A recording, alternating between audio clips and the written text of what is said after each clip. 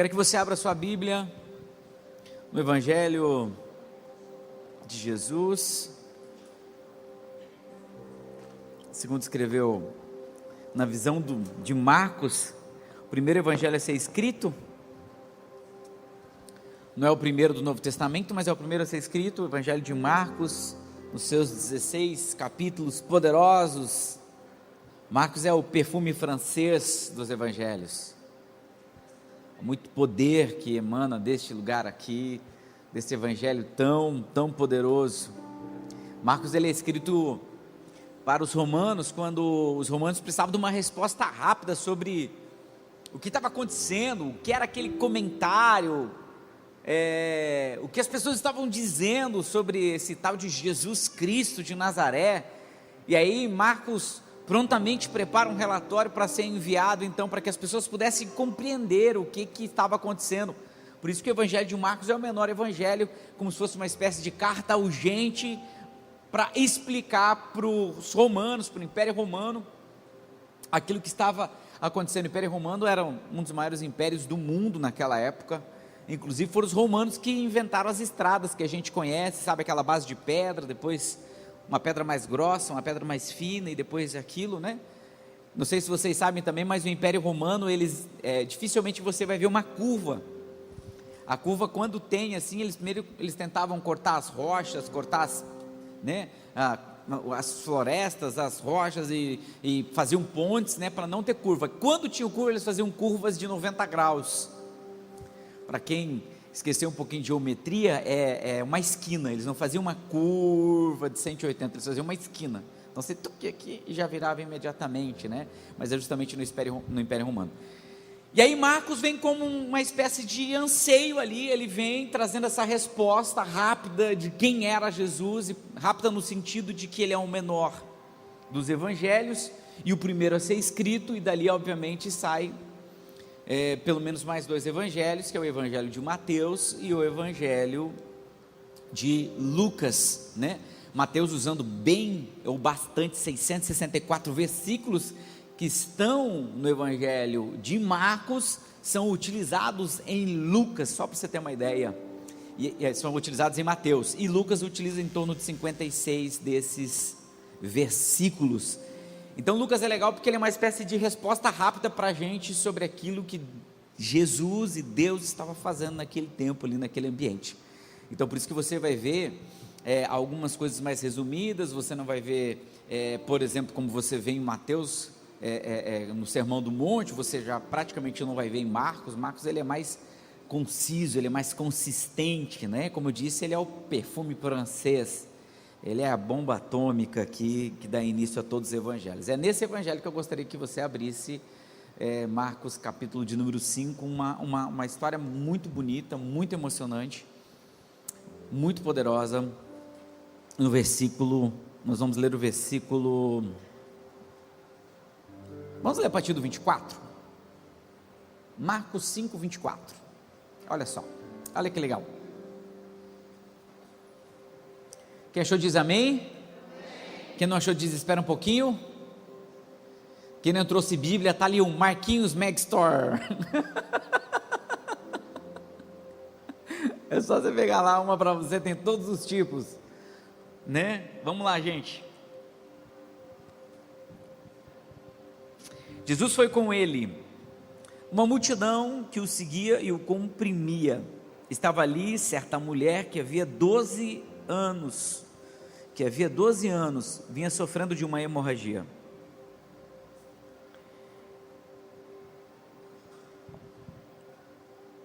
Ela padecera muito sobre o cuidado de vários médicos e gastara tudo o que tinha, mas em vez de melhorar, piorava. Diga, existem momentos na nossa vida que mesmo buscando as soluções, as coisas vão piorar antes de melhorar. Dá um toque e fala, acho que Deus está falando com você aí.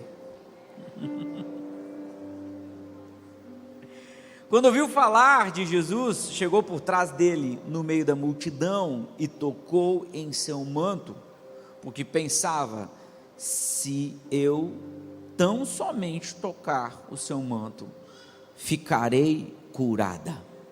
Imediatamente cessou sua hemorragia e ela sentiu em seu corpo que estava livre do seu sofrimento.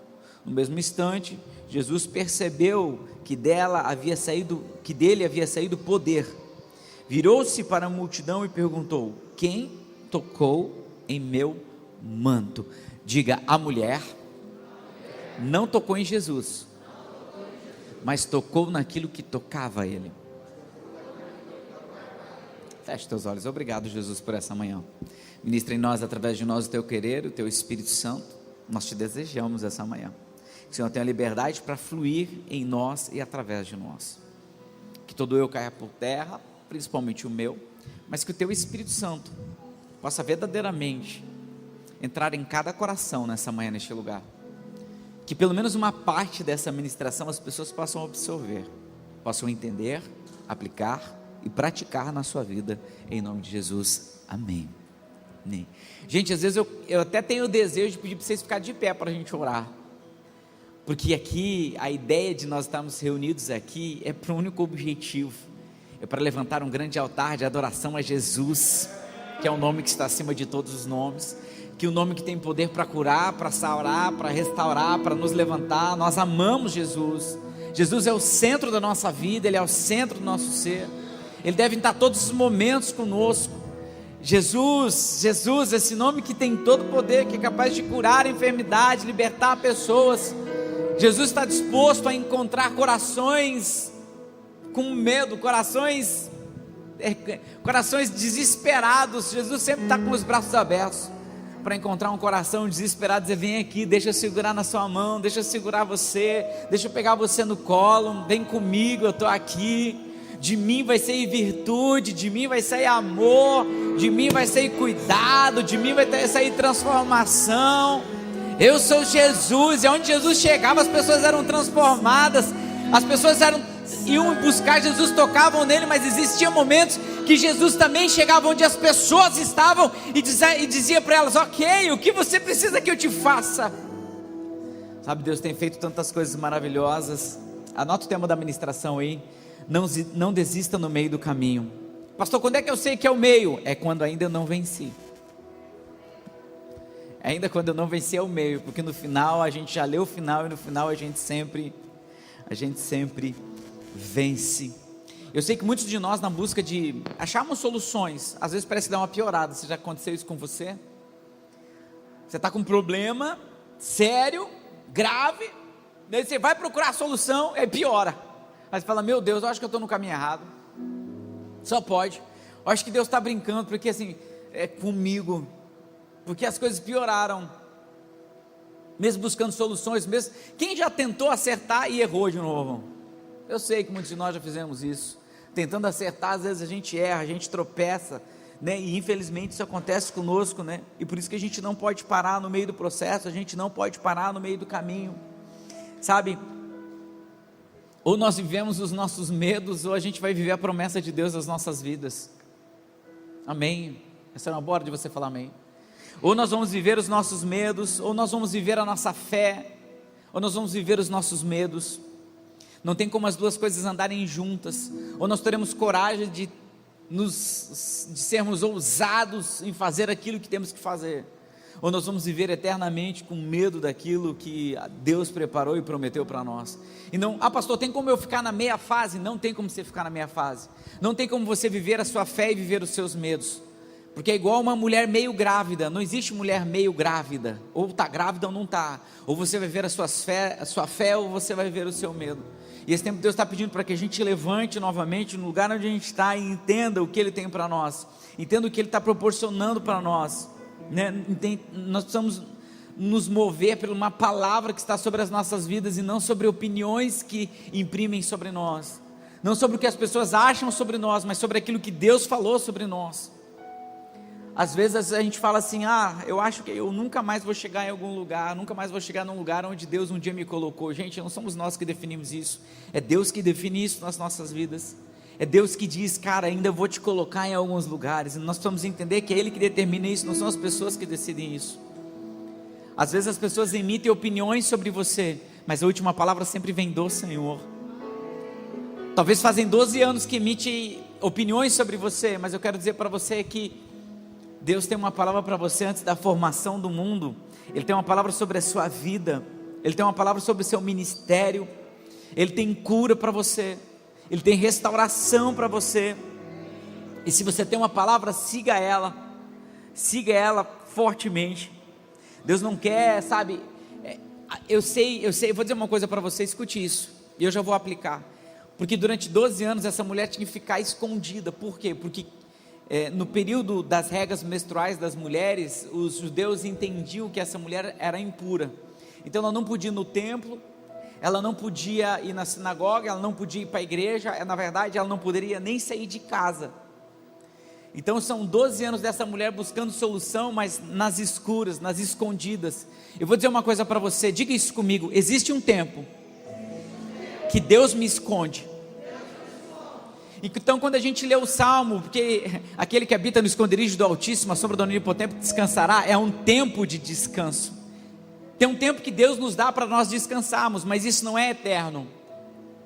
Tem um tempo que nós precisamos nos levantar e guerrear. Tem um tempo que nós precisamos nos levantar e derrubar os gigantes, né? Tem um tempo que nós precisamos entender, realmente existe um tempo que Deus nos esconde, e é só por um tempo, é um tempo de descanso, e os salmos vão dizer muito sobre isso. Se eu não me engano são pelo menos 10 salmos que eu li, que eu lembro assim de cabeça, vão dizer sobre esconder, sobre nos proteger. Ele é a fortaleza, Ele é o Deus que não dorme de noite, Ele é o Deus de Israel, Ele nos esconde, Ele nos guarda. Eu vou dizer uma coisa para você, tem pessoas que realmente Deus escondeu por um tempo, mas agora Deus está falando, ok cara, agora está na hora de você sair do esconderijo e lutar. Pastor, explica melhor isso. É claro, depois de 400 e poucos anos no Egito, Deus tira aquele povo e leva ele para o deserto. Depois de 6 meses, diga 6 meses, 6 meses eles andaram 600 quilômetros, que era a distância do Egito até Canaã, do Egito até Israel, dão 600 quilômetros. Quando você for para Israel, e você for visitar o Egito, você vai fazer aquela parte ali que eles fizeram de ônibus, são 600 quilômetros, é daqui a Curitiba, mas eles levaram 6 meses para chegar lá. E quando chegar lá, Deus manda Moisés mandar os espiões lá. Está lá em Números, se eu não me engano, números 13, todo o capítulo 13 vai falar sobre quem escolheu e tal. E aí ele manda esses espiões lá, escolhe cada um de cada tribo e manda os espiões lá. Quando os espiões voltaram, vocês lembram da história, né? Dos 12 espiões que foram, 10 vieram falando mal, 2 vieram falando bem. Caleb e Josué disseram, uau cara, é fantástica a terra, vamos lá e vamos conquistar aquela terra. E os outros 10, não cara, a gente não tem condição nenhuma. Sabe por quê? Deus nos guardou por um tempo. Tem gente que não quer sair desse lugar onde Deus escondeu. Eles ficaram tão acostumados a ser guardados por Deus, que eles não quiseram levantar e guerrear. É tipo Deus dizendo assim, cara, a terra da herança está aí, eu já dei ela para vocês, agora vocês precisam se levantar e guerrear, vocês precisam se levantar e lutar, vocês precisam se levantar e enfrentar os gigantes que estão lá. Eu já dei para vocês, mas eles não quiseram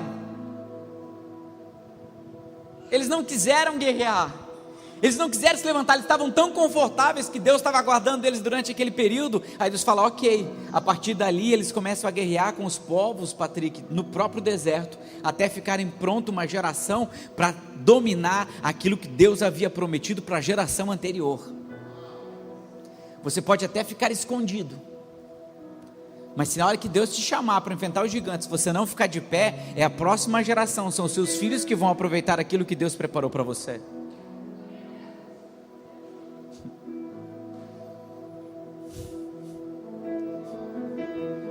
Cara, essa palavra é muito boa.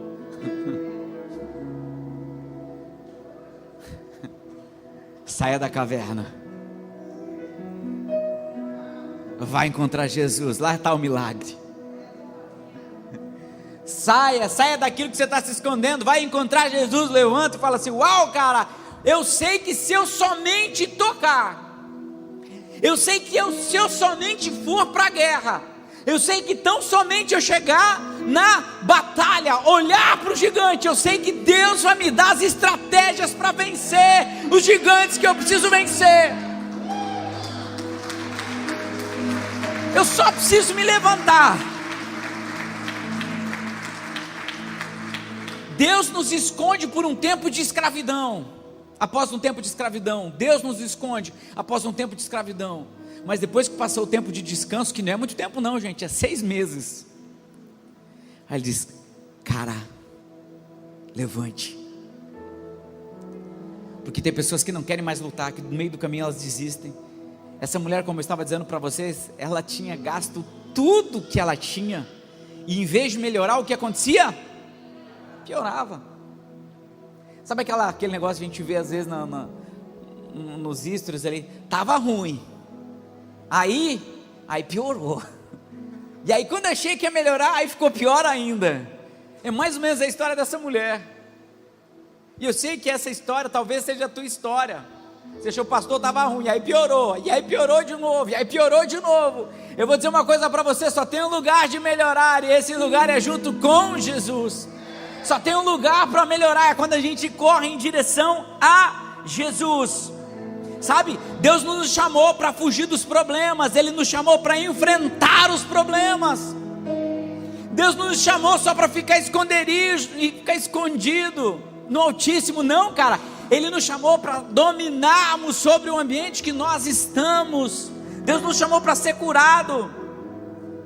Quando Davi chega para Saul, Samuel 17:34, ele diz: eu já enfrentei urso, eu já enfrentei leão.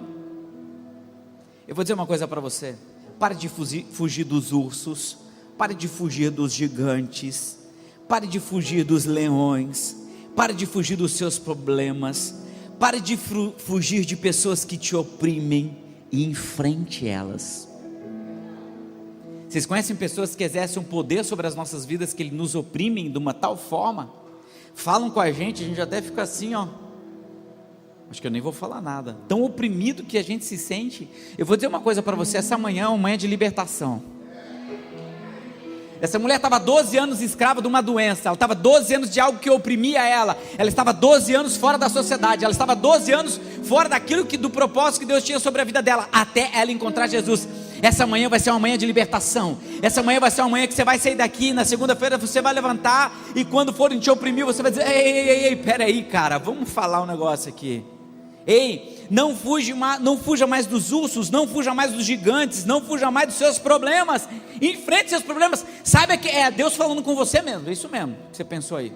Sabe aquele negócio que você falou assim: não, eu vou deixar isso aqui para lá, depois eu resolvo. Já passou 1 ano, já passou 2 anos. Cara, tem gente que está 12 anos empurrando um problema para o lado, e Deus está dizendo essa manhã para você: cara, ei, é hoje, é agora, é já. Levante, enfrente esse problema. Levante. Se você tocar em Jesus, cara, tudo que você precisa chama-se Jesus.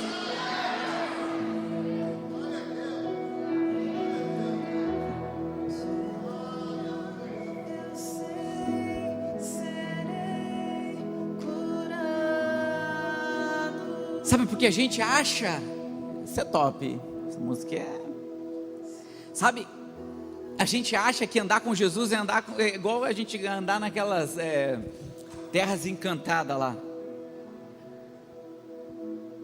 né?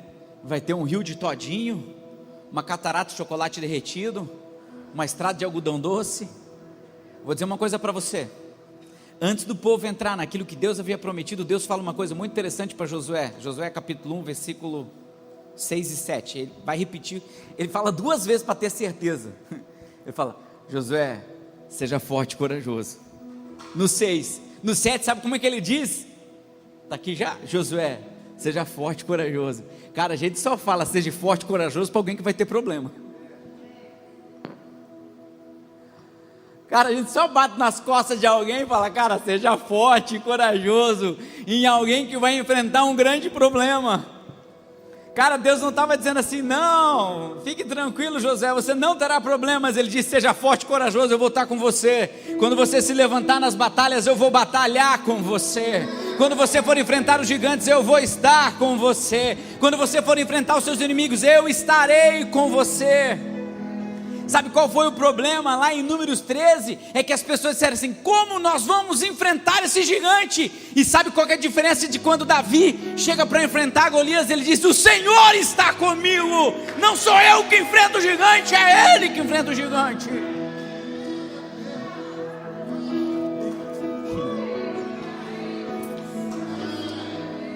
Então, seja forte e corajoso. Bate aí quem está do seu lado, fala: cara, tu vai ter problema, mas seja forte.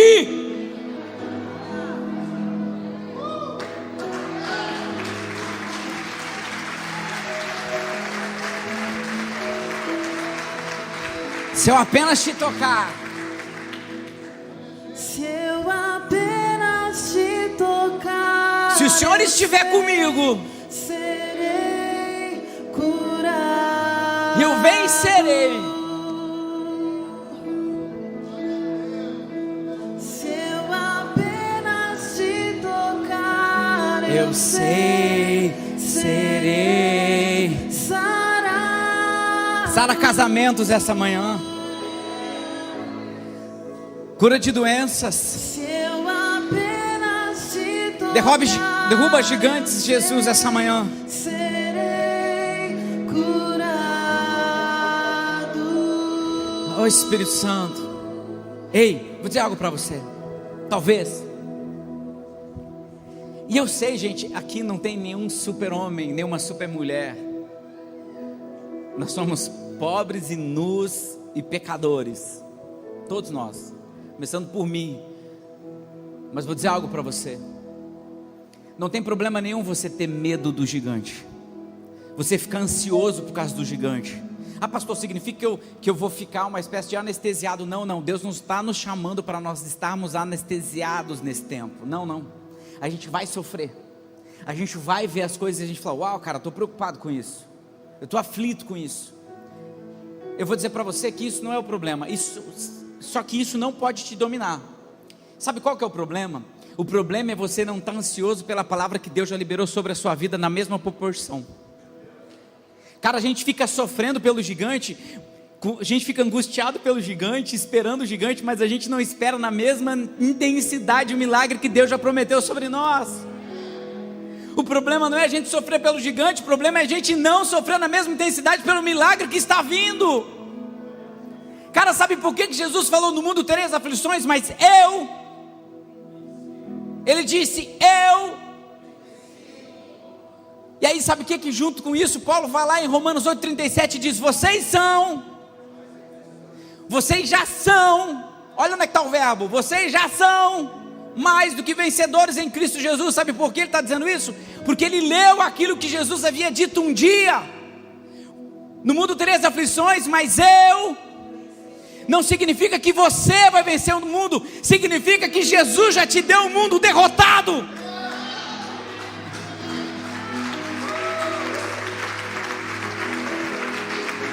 É por isso que você é bem mais do que vencedor, porque você já pegou o mundo derrotado. Pastor, o que eu preciso fazer? Saia da caverna.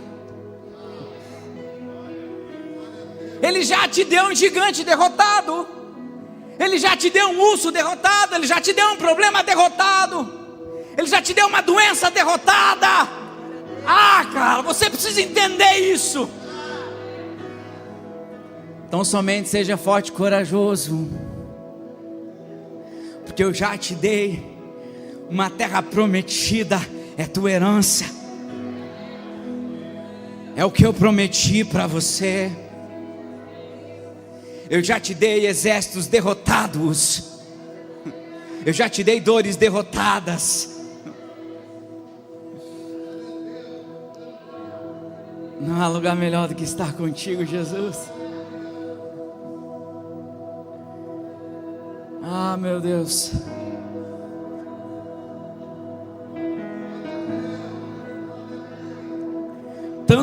Tantos de nós já sofremos por antecipação dos problemas, problemas que nem aconteceram ainda e a gente fica preocupado, problemas que nem existiram ainda e a gente já está preocupado. Tem gente que já está até perdendo cabelo por causa de problema que nem aconteceu ainda.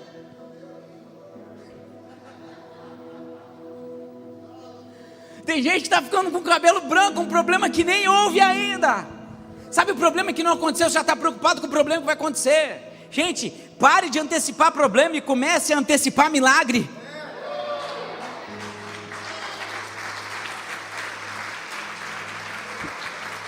Cara, não tinha nada, eu já vim com o pé aqui, ó, isso aqui era uma graxa só. E eu vim com o pé aqui, tudo cheio de poeira. Não tinha nada disso aqui, nada disso aqui que você está vendo. Era o caos. Aí eu peguei e...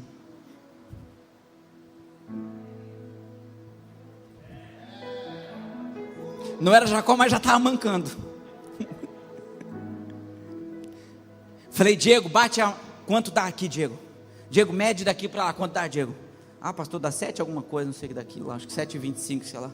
Falei, é aqui. Não tinha nada, mas eu antecipei o milagre. Não tinha nada, mas eu já risquei as marcas. Cara, talvez você tenha o teu terreno lá e você não tem dinheiro para construir. Vai lá e dá uma pesada, marca tudo fora aquele troço lá. E diz, cara, é isso aqui que Deus nos deu.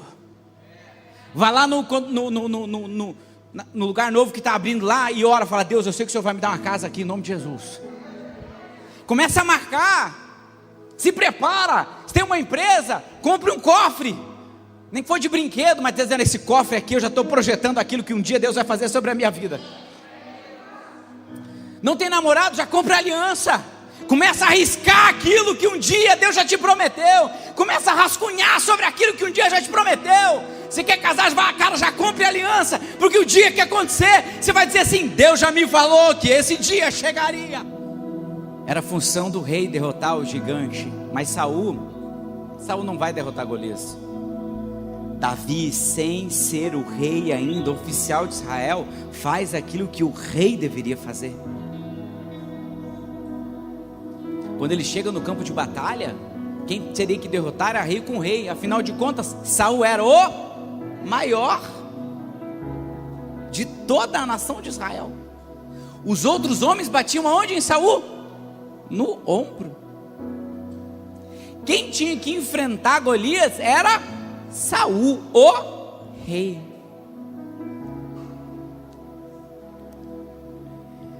Mas quando eu antecipo o milagre, eu faço o que tem que ser feito, porque eu já fui ungido e chamado para isso.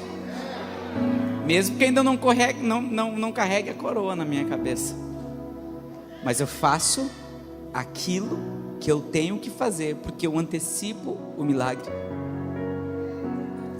Diga isso comigo, no caminho da facilidade, você não vai encontrar milagre.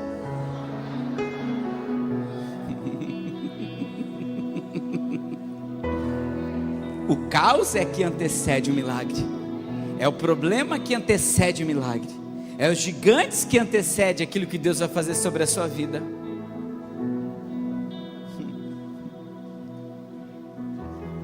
Ah, meu filho,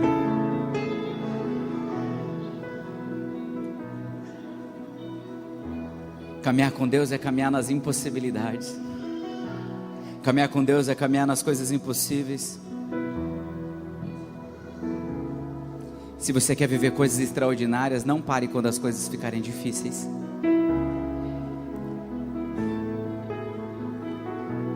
Amém. Amém. Tem primeira, segunda e terceira verdade, mas isso eu prego à noite, na continuação desse horário. Eu quero orar por você.